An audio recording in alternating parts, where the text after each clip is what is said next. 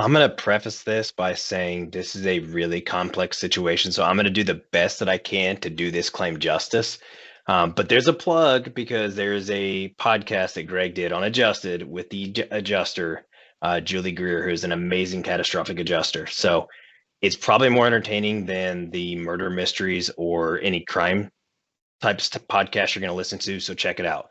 But anyway, the injured worker sustained a traumatic injury to the below the wrist or to the wrist, ultimately resulted in the injured worker having an amputation below the elbow.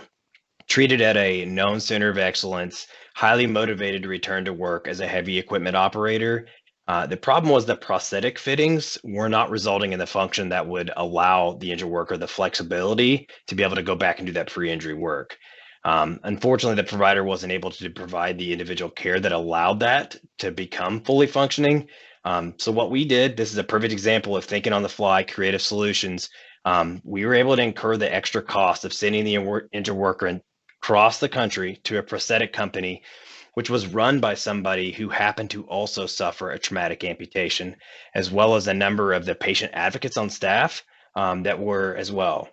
So not only was it an environment that was created that was suited to dealing directly with the injured worker's needs, they truly understood what the injured worker was going to go through and what they needed to do to make that person the best version of themselves going forward. So they provided real-time simulation using heavy equipment through partnerships that they had with the local companies. And then the injured worker was able to use that new prosthetic on that equipment that they would have normally used. And then they were able to make the necessary adjustments and the added attachments while the injured worker was on site. Ultimately, what ended up happening, you were staring down the barrel of someone never being able to go back to that capacity ever again.